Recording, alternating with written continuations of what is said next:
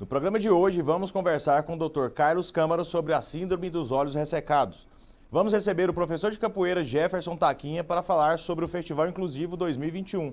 E ainda vamos conversar com o psicólogo Alexander Benz sobre os transtornos alimentares e a ansiedade na pandemia, a partir de agora no Esporte Saúde.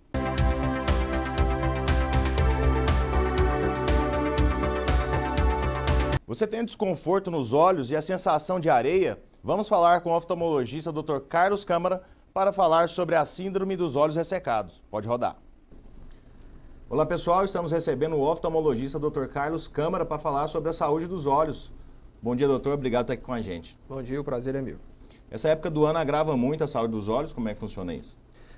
Esse período de época seca no nosso estado, que a gente enfrenta, com baixíssimas umidades, é um fator que contribui muito para o agravamento de pessoas que já sofrem de sintomas de olho seco, que pessoas que já têm uma produção insuficiente ou inadequada de lágrima, e aquelas pessoas que não sofrem passam a sentir, pelo tempo seco, aumento de poluição no ar, poeira, fumaça, então a pessoa acaba sentindo um pouco mais desses sintomas mesmo. É uma queixa muito comum em nosso consultório e geralmente a gente acaba prescrevendo colírios lubrificantes para que a pessoa possa sentir um pouco de alívio. Segundo especialistas, a partir da idade, deu uma agravada. Tem uma correlação? Um sintoma, eu tenho rinite alérgica, isso pode agravar? Como é que funciona?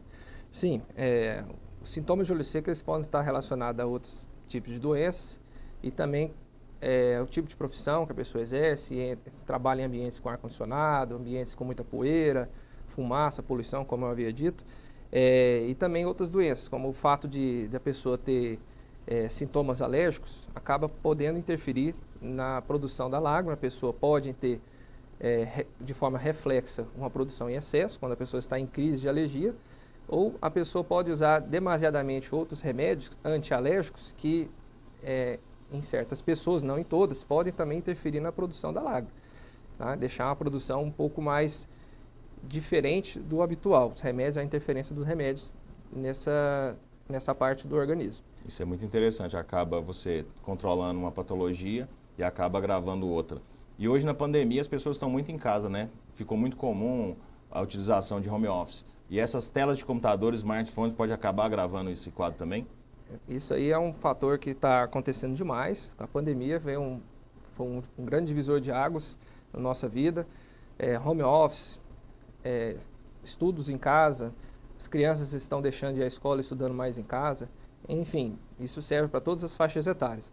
E o excesso de telas, né, telas artificiais como computadores, celulares, smartphones principalmente, acaba prejudicando sim no funcionamento adequado dos olhos, no sentido de a pessoa força um pouco mais a visão para poder focar aquela imagem da tela e também a pessoa pisca menos. Quando ela está muito tempo olhando para uma tela artificial, seja assistindo filme, seja estudando, ou a pessoa associada a isso está num ambiente que tem ar-condicionado, a pessoa ela acaba produzindo em excesso a lágrima, acaba que dá o sintoma de lacrimejamento. Por quê? Porque a pessoa pisca menos. Então a frequência de piscar de olhos, quando a pessoa está em um ambiente com telas artificiais em excesso, a pessoa pisca menos, porque o cérebro exige atenção, a tela tira muita atenção do cérebro e a pessoa acaba que piscando menos de forma reflexa.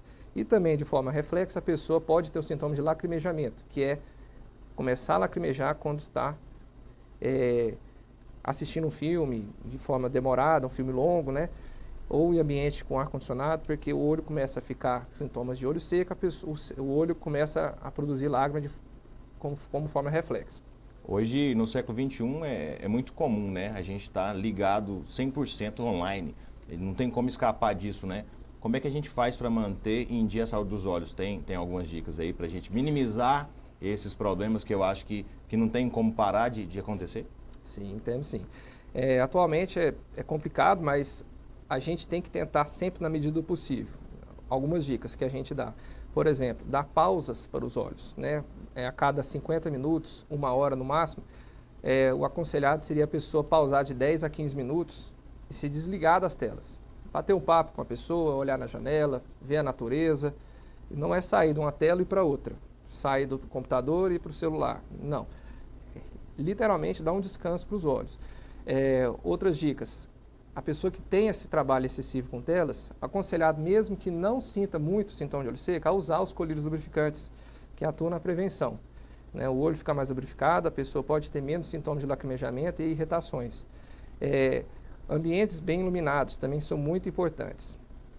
Hoje em dia um hábito muito comum é a gente ficar no celular, né, antes de dormir, ou então num ambiente mais escuro, assistindo um filme ou conversando com alguém. Isso não é muito bem recomendado, não é recomendado porque a tela com brilho forte à noite, num ambiente escuro, acaba que entra mais luz dentro do olho, então a pessoa está mais suscetível aos efeitos adversos dessa tela artificial. Então é sempre recomendado usar um ambiente bem iluminado. Se não quiser ligar a luz de todo o ambiente, aconselhado é que tenha um abajur, tenha alguma luz próxima que dê uma meia luz, ou então próxima da tela para que tire aquela luz em excesso que entra na visão da pessoa. Como é que está funcionando os atendimentos na pandemia? Tá normal? Porque a oftalmologista é um negócio complicado, né? A medicina se adaptou aí por teleconsulta, na telemedicina. Na oftalmologia já não é tão simples assim. Está trabalhando normal? Está atendendo o pessoal? Olha, na oftalmologia, estamos trabalhando normalmente, tá? Lógico, com todos os protocolos de segurança, com álcool em gel, com máscara, afastamento social, sempre na medida do possível, daquilo que é o mais possível, que é redução das agendas, para que tenham menos pessoas esperando nas filas de esperas. E, inicialmente, né, todas as áreas teve uma redução mesmo das consultas. As pessoas que iam fazer uma consulta naquele período da pandemia que estava mais agravada, deixaram para depois. Aqueles que deixaram para depois também deixaram para o ano seguinte, e assim a coisa foi se acumulando. Então, hoje em dia, está tendo uma procura até maior, né, porque tem uma demanda reprimida, mas é sempre importante a gente prezar pelo cuidado que o paciente precisa para se não contaminar em filas de espera e tudo mais.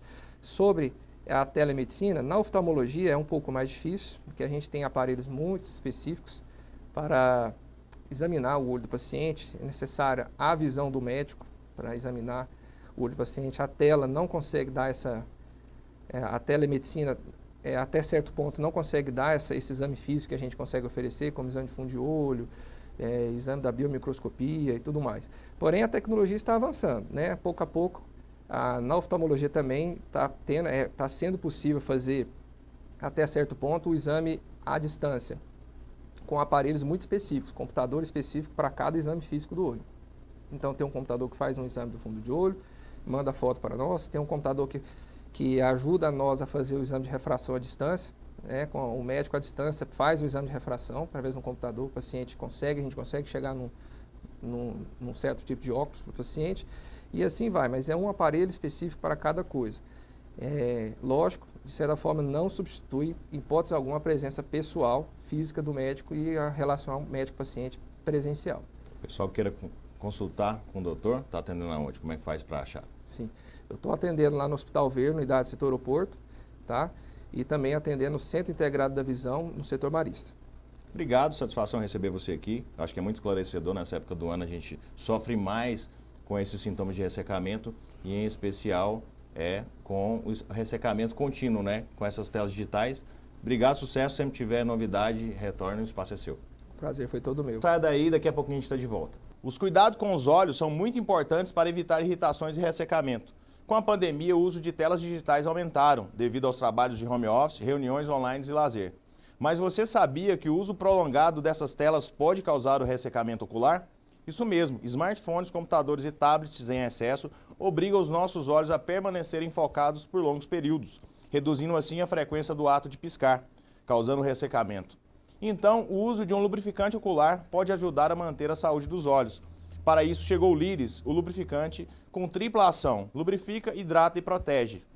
Muito similar às lágrimas naturais, proporcionando alívio rápido para os sintomas de ressecamento. Conheça Liris. Você pode acompanhar o programa pelo YouTube e por nossas redes sociais, @PGM Esporte Saúde.